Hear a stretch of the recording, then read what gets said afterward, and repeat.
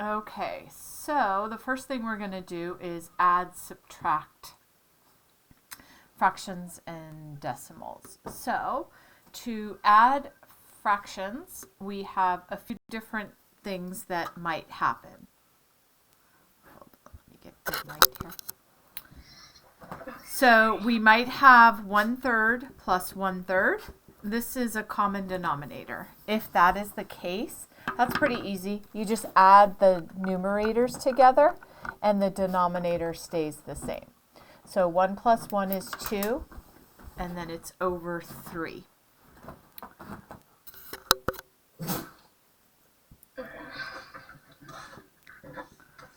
Whew, now that's too light.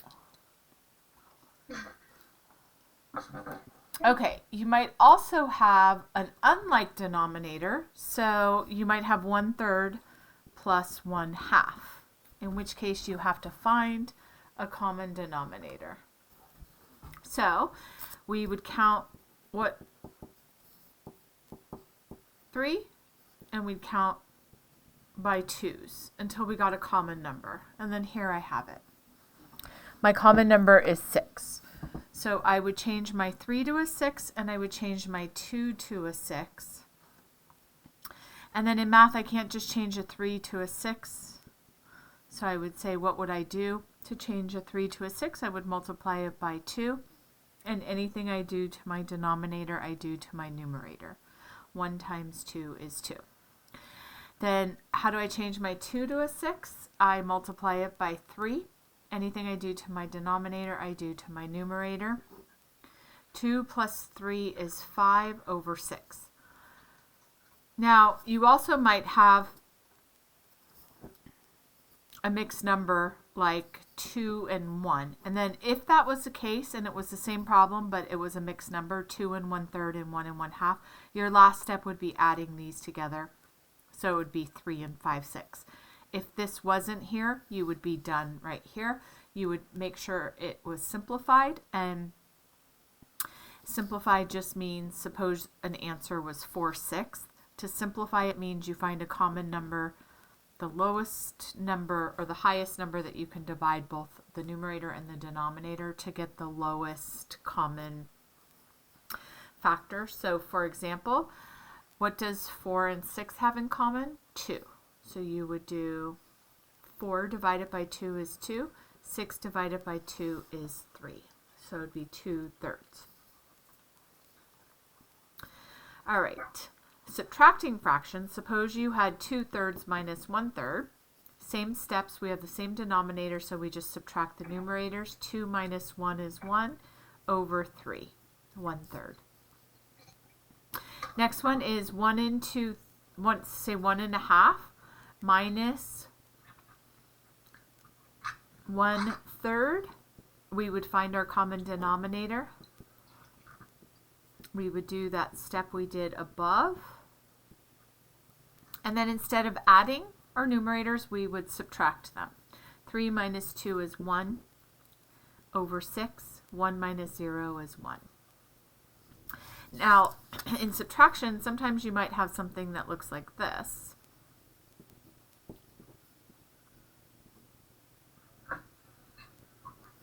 So in this case, you would find the common number.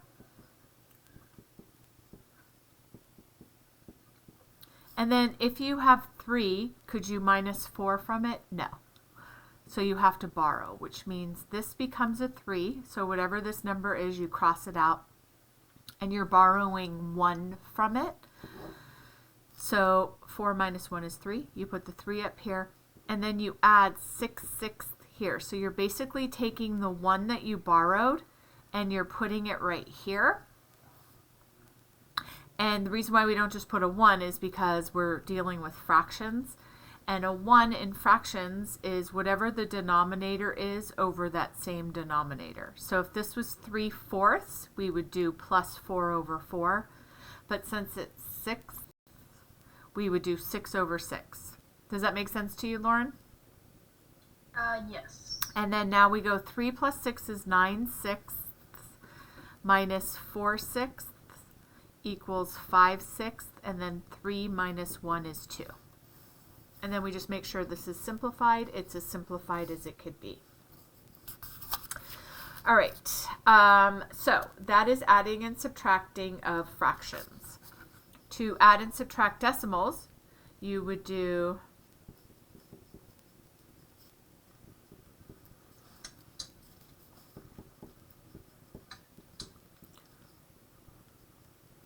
so you line up the decimals, not the digits. And then this looks funky, I think.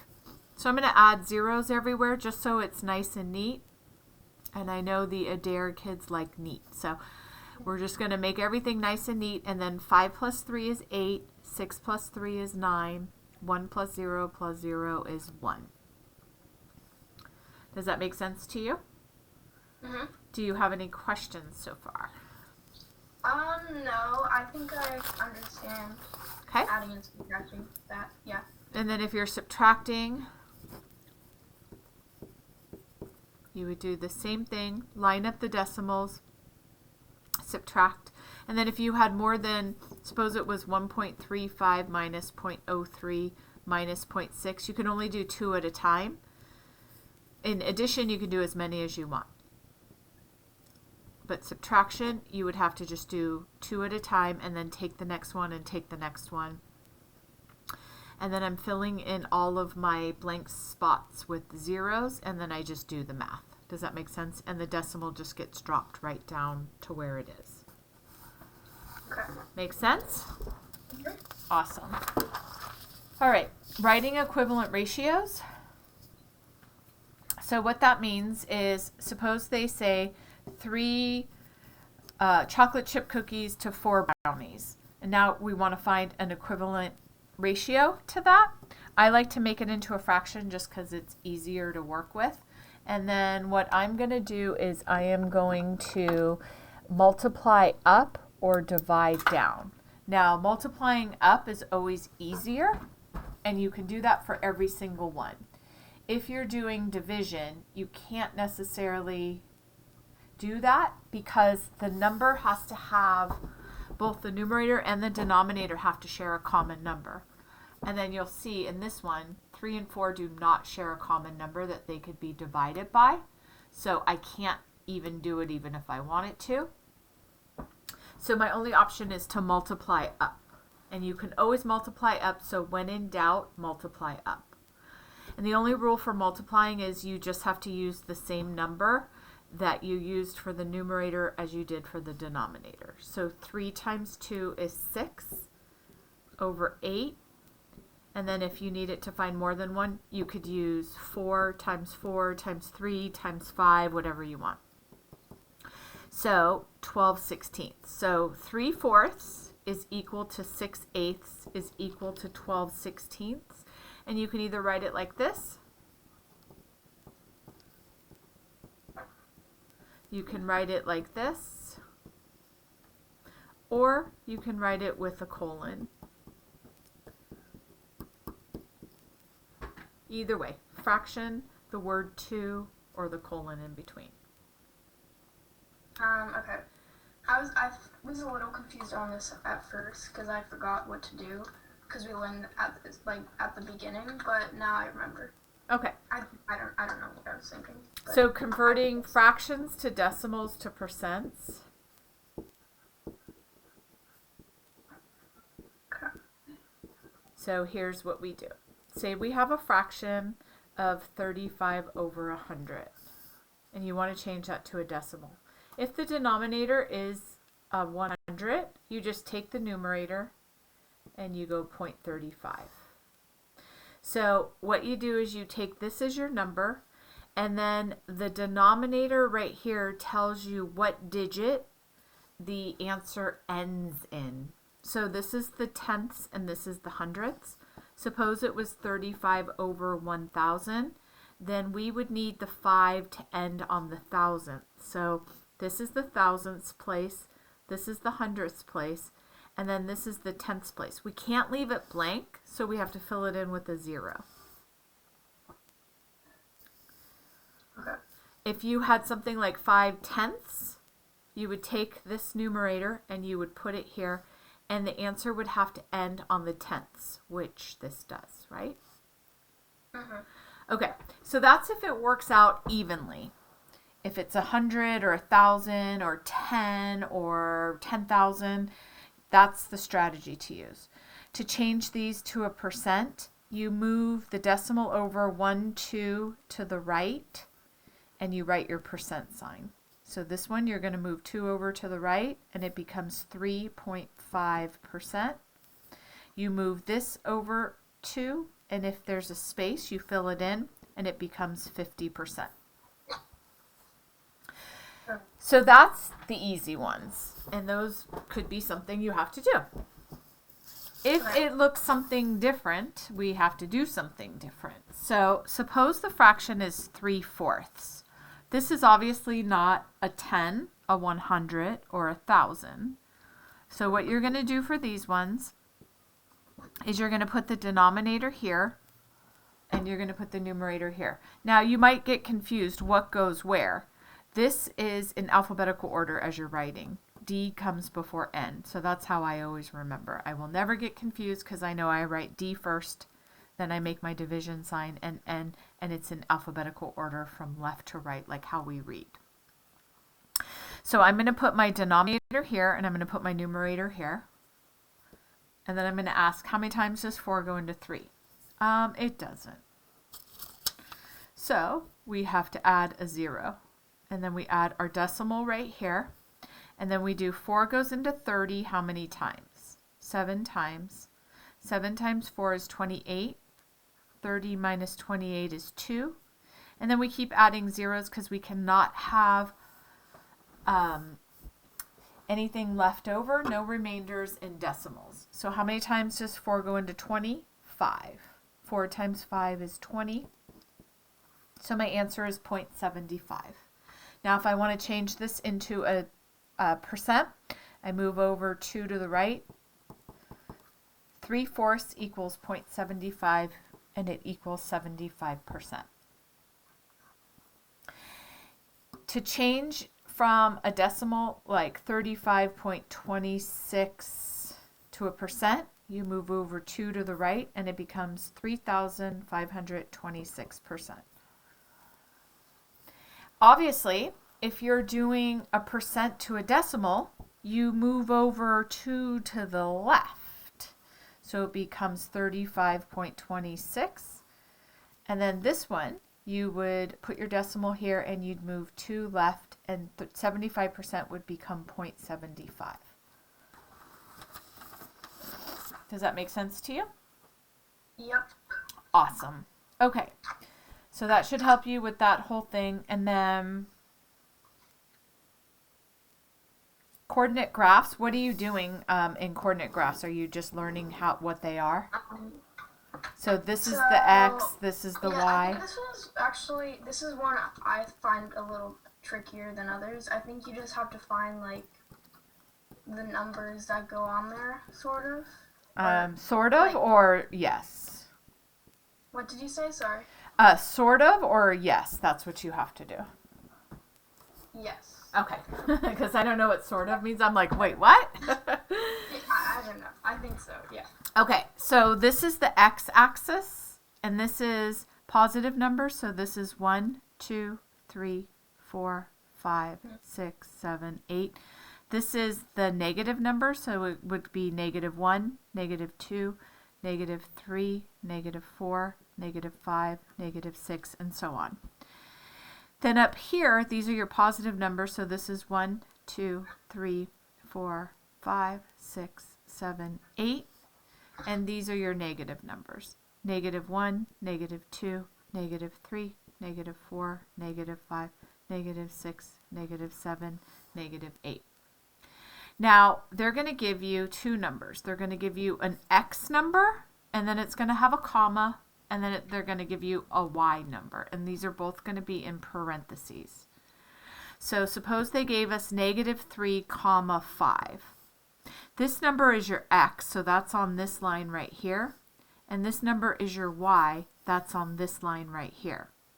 So -3 is over here, right? We've determined that these are negative numbers right here. So we're going to go over 1, 2, 3, negative direction. And then this one is positive. So we're going to go up 5. 1, 2, 3, 4, 5. And we're going to put our dot, -3 on our x, and +5 on our y. And then you're going to write -3, 5 with your dot there. And it's called a point when it is in math. It's called a dot when you're drawing, and it's called a period when you're ending a sentence. So this is called a coordinate point. These are your coordinates, and then this is you plotting your point. Okay, so you should practice some of those from your book, because I'm sure they gave you more than this, right? But that is how you graph.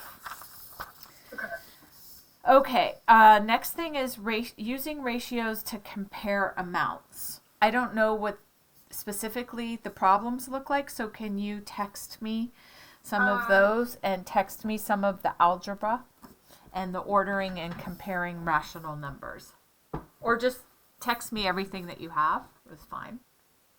Okay, she didn't really, give us images, so she just said I didn't even know we had a test on Friday. She just said it yesterday, and she pretty much just gave us told us what we have to do. I can look for it somewhere. Right. So can you borrow somebody's phone and take pictures and show me? In the meantime, I'm going to do what I think you're supposed to do. You can mute me if you are looking for them. Okay, so here's an algebraic expression. So here is algebra. This is your variable. That means your letter. And we don't know what this number is, so that's why we put a letter there. And then you have your number. So x plus 5 equals 15. So you're solving for the x, which is your variable. And there are two sides of your equation. There is the side that has the letter, and there is the side that has the number. Your goal is to make sure that all of the letters are on one side and all of the numbers are on the other side. Now, we've run into a little bit of a problem because we have a letter on this side, which is great. We have a number on this side, but we also have a number on this side. So we've got to move it over here. So here's what we're going to do. They're adding 5. So to move this over to the other side to get my letters on one side and my numbers on the other, I have to do the opposite of what they're doing. They're adding 5, so I subtract 5. And so I subtract 5 on this side, and anything I do to this side of the equation, I have to do to this side of the equation. So this cancels each other out. What's left on this side is x, and then 15 minus 5 is 10. Suppose you have something that looks like this. X minus 5 equals 15. They're subtracting 5, so you do the opposite. You add 5, and what you do to one side, you do to the other side. This cancels each other out. What's left on this side is x, and then 15 plus 5 is 20. Does this look like what you learned, honey?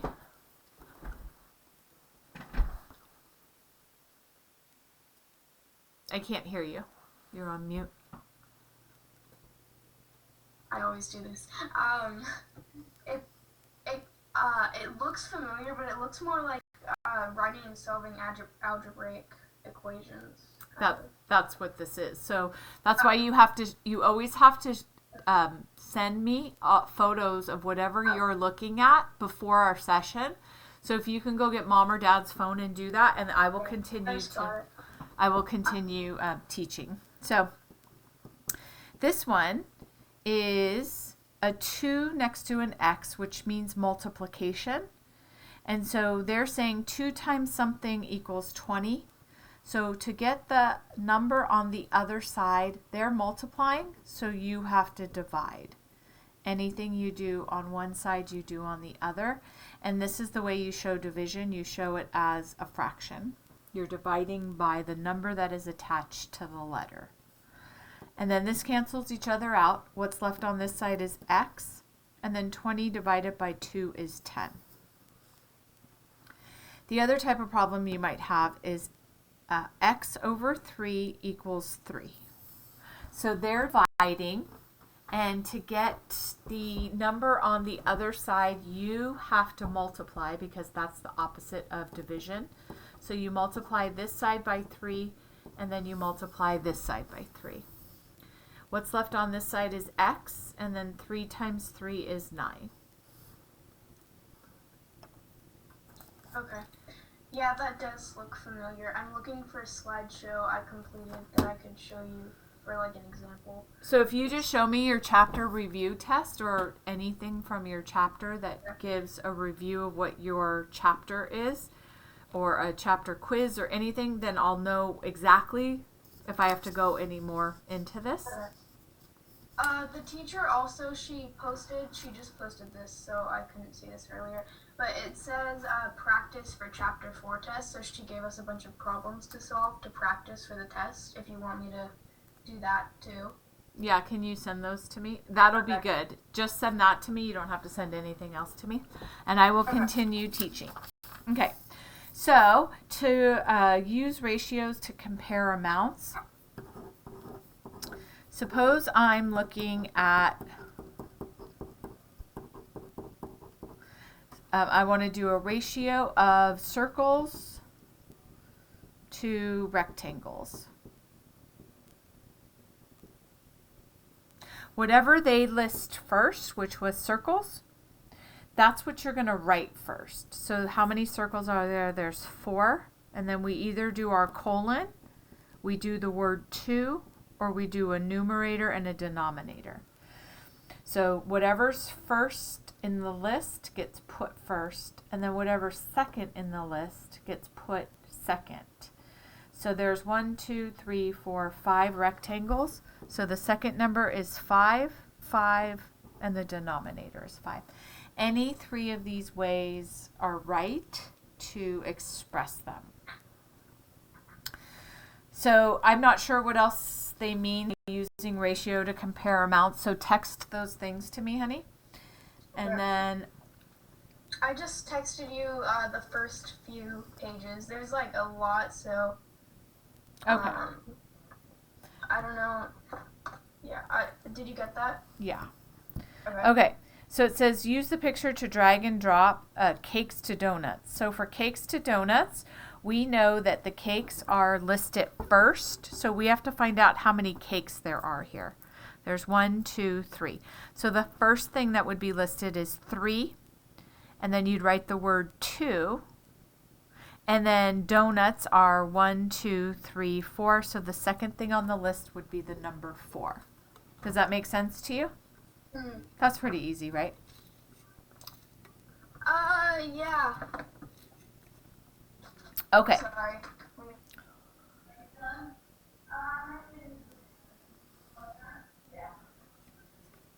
Sorry. My mom. Okay.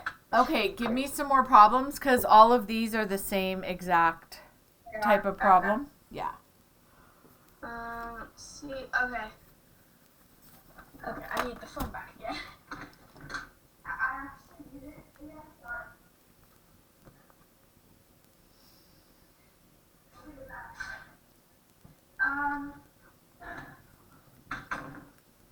Okay, there's one adding and subtracting decimals, or do you want me to keep looking? Yeah, we already did that. I think you're good on those. If you watch the video, you'll get it.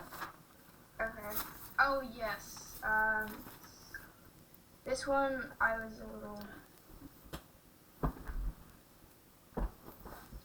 I'll go down ones like I'm a little confused about. If that's okay. Yeah. Should I send one more of those, or should I just keep it at that? Whatever's confusing to you. Okay.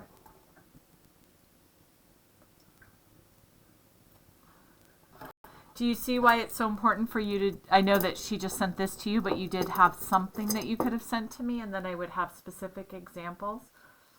Mm-hmm. So try to be organized and remember to do that, my friend. Okay. Okay, so they're saying, how do you graph this? So we know that the number is negative. It's negative 1 and 4/10. So that goes in between the 1 and the 2. Does that make sense to you? Yeah. And then it goes 4/10. So there's 10 lines here, I'm assuming. I can't see it. That's very little. So you would go 1, 2, 3, 4 over, and that would be where your point is. Okay. And then negative 8/10 is in between 0 and 1 on the negative side. And then 8/10 would be 1, 2, 3, 4, 5, 6, 7, 8. So you would 8 lines over, you'd put a dot, which is called a point. So the inequality signs, negative 8/10 is actually more than negative 1 and 4/10 because negative higher numbers are less than negative lower numbers. It's the opposite of real life, right? So if you had 1 and 4/10, here's 0, here's negative 1, here's negative 2, here's positive 1 and positive 2. If you had 1 and 4/10, that would be bigger than 8/10, right? So 8/10 would be right here, and 1 and 4/10 would be like right here. The higher you are in a positive number, the higher the number is. So this would be 1 and 4/10 is greater than 8/10. But when you're doing negatives, the higher the number, if it's a negative number, the lower the value.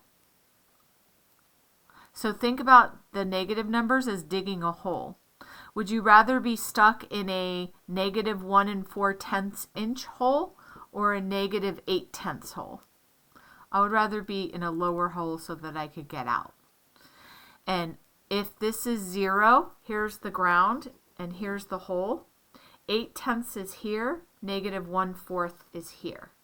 Negative 1 and 4/10 is here. I'd rather be buried so I could hop out of that one.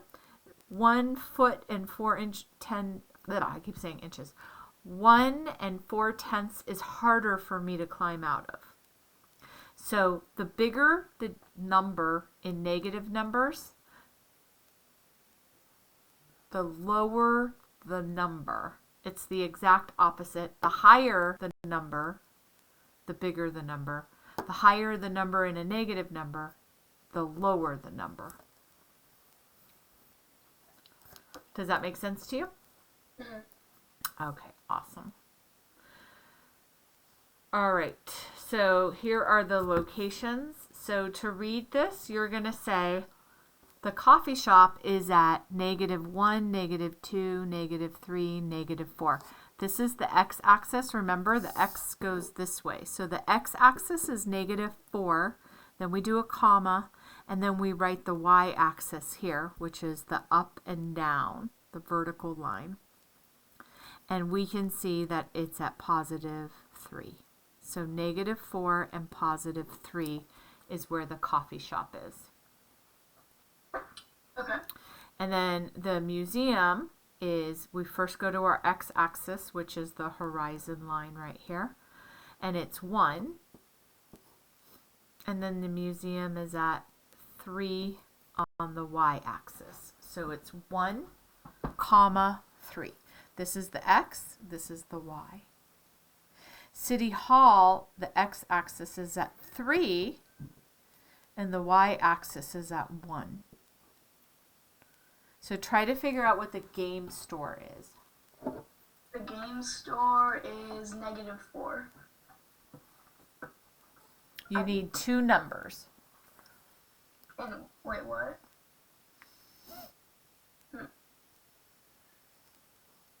Wait, what are you asking? You need two numbers Oh. like I have. So, like the last question, Lighthouse and Game Store? Yeah. Oh, that is -4 and -4. No. You're looking at the game store, honey. I'm asking you what the game store is. Every place has a two number. -4 and 3. Okay, Lauren, you have to listen when I'm teaching you something. You have to do it exactly the way I do it. So I was very clear that this was the x-axis and this is the first number that you write. The y-axis is the up and down, the vertical line. So the first number that you write here is whatever the x-axis is. So what is the x-axis? 3. The y-axis is -4. So you always have to have a coordinate number that has an x, which is this line right here, and a y, which is the up and down. So now try to find what the lighthouse is.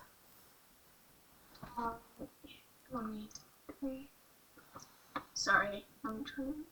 Okay, the lighthouse would be the x-axis, it would be -1, and for the y-axis, it would be -4. Yeah, so you write it like this, parentheses, -1, comma, -4. Does that make more sense? Now, this is what they're asking. So I'm just showing you how to use the graph. They're not asking that. They're asking, what is the location from the coffee shop and the museum? What's the distance? So the coffee shop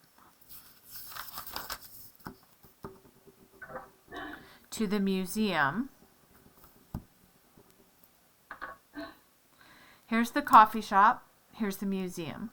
They're on the same number right here. They're on the same row.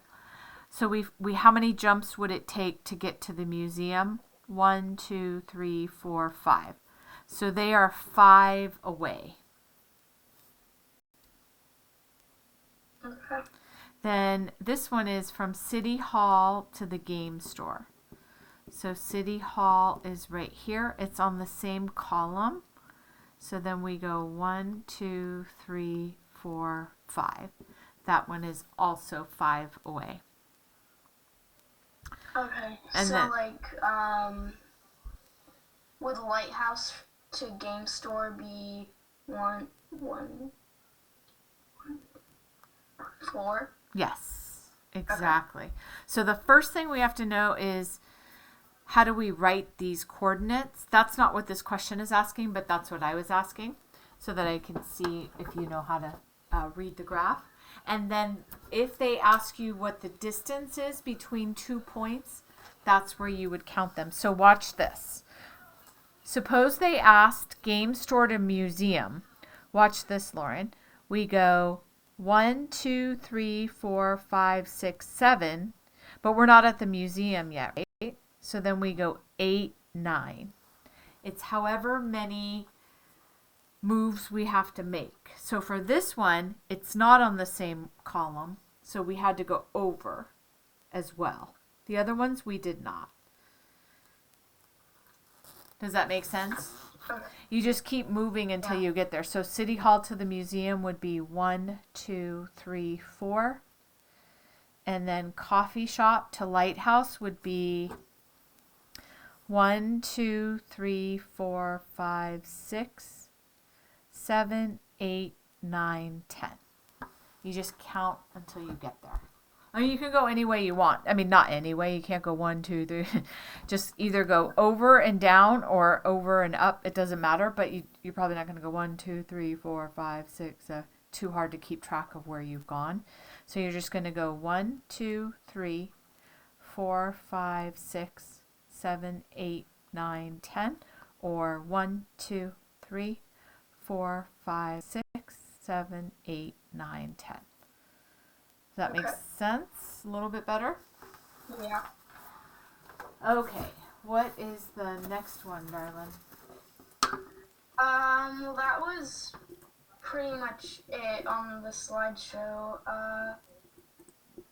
I could hear it. I can look on Classroom. Okay, so I'm just going to do this while you were looking. Negative 18/6. If I am doing a number line like this, here is 3. Here is 2. Here is 1. Here is 0. Here is negative 1/2, negative 1, negative 1 1/2, negative 2, negative 2 1/2, negative 3, and so on. So they want me to find the numbers negative 18/6. I cannot say sixths today. Negative 2/6 and 2 1/2.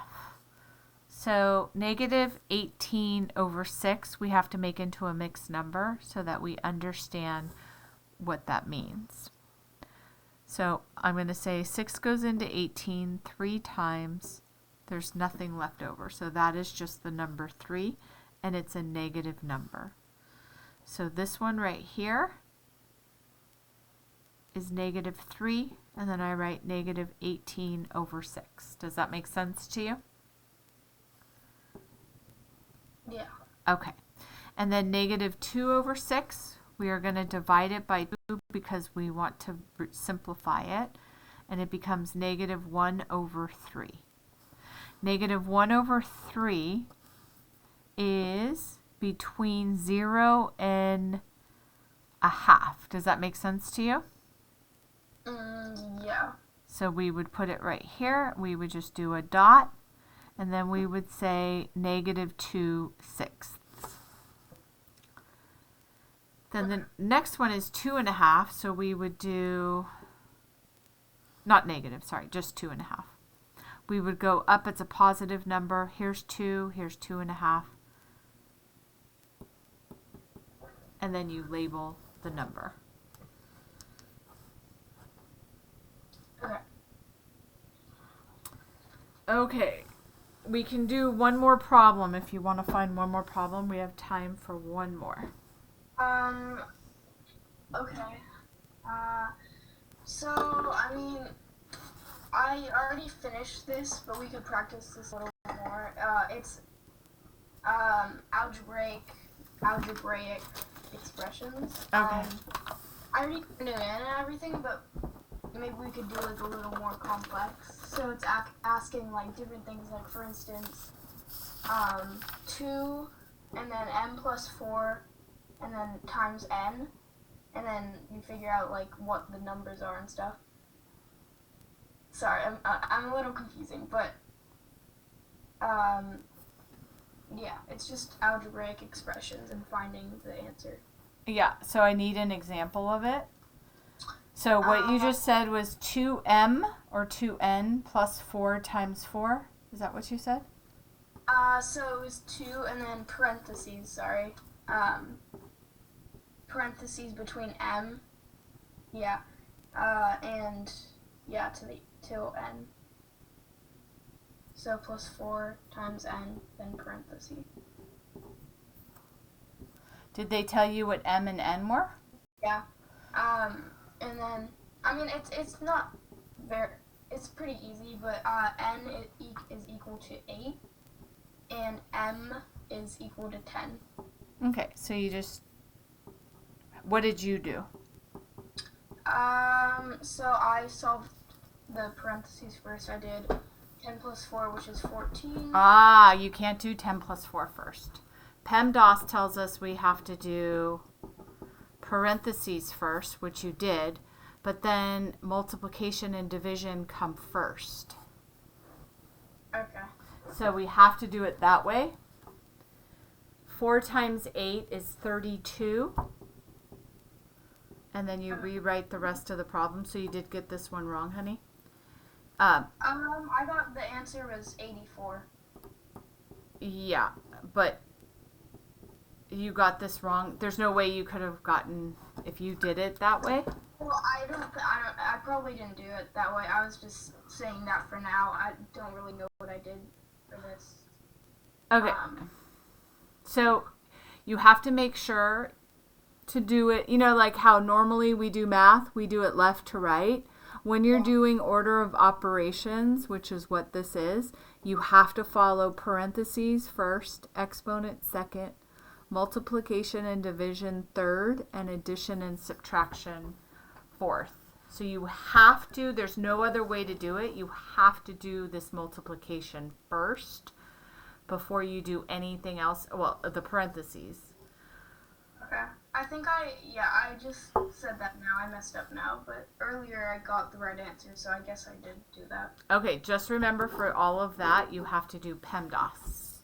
Okay. All right, darling, that'll do it. That's perfect timing. Wait, does our class end at 6:30 or 6:40? I'm always mixing up. How about if you get a piece of paper, honey,